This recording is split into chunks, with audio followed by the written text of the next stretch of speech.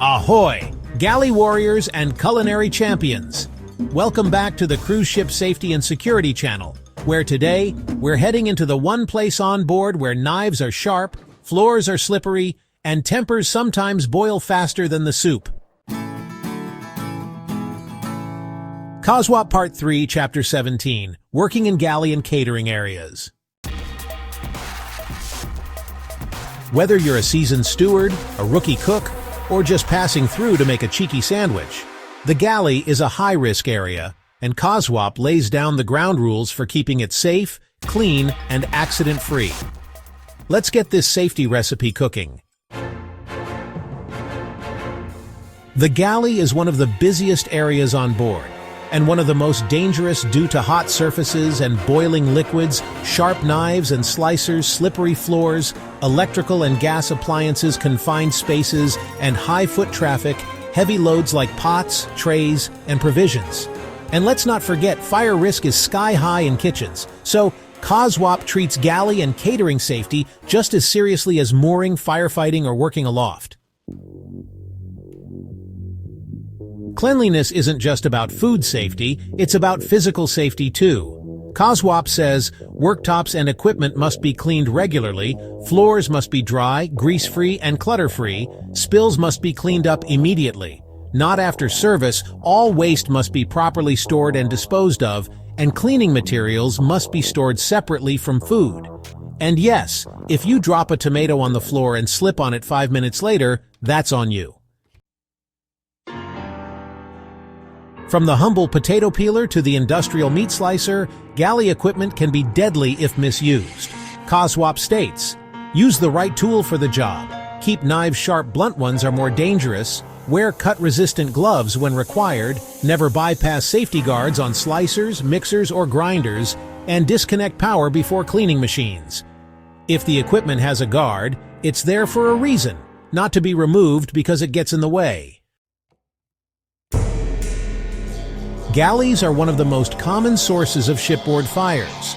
COSWP recommends, never leave cooking unattended, keep grease traps and filters clean, don't overload deep fryers, know how to isolate fuel or electricity in an emergency, keep fire blankets and extinguishers ready and accessible, and conduct regular fire drills for galley staff.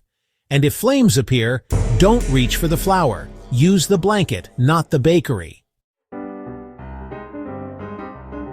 The galley floor, wet, cluttered, and uneven, basically a slip hazard playground. COSWP says, non-slip footwear is mandatory, spills must be cleaned immediately, routes must be kept clear, no storing crates in passageways, use proper lifting technique when moving heavy pots or trays, warn others when passing behind you, isn't just theater talk. Carrying hot soup behind someone? Say it loud, no one wants bouillon burns. All catering staff must receive training in safe food handling, equipment operation, emergency shutdowns, fire, spill response, and manual handling techniques. Also, practice clear communication during busy service. They must follow the chain of command and no ad-libbing during emergencies. Toolbox talks or pre-shift briefings for large events and shift changeovers are a must. COSWP sums it up like this. Working in galley and catering areas demands constant attention to hygiene, safety, and teamwork to prevent injury and fire. In other words, cook safely, clean thoroughly, and don't treat safety like it's optional seasoning. Let's recap Chapter 17. The galley is a high-risk area. Treat it with care. Clean as you go. Hygiene and slip prevention go hand in hand. Respect your tools, knives, slicers, fryers. Fire prevention is everyone's job. Wear non-slip shoes and communicate in confined spaces. Train, practice, and never work unsafely just to keep up.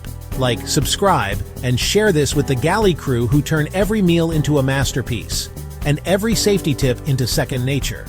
Next up, Chapter 18, Housekeeping and Waste Management, where we discover how leaving oily rags around really is the fastest way to torch a ship.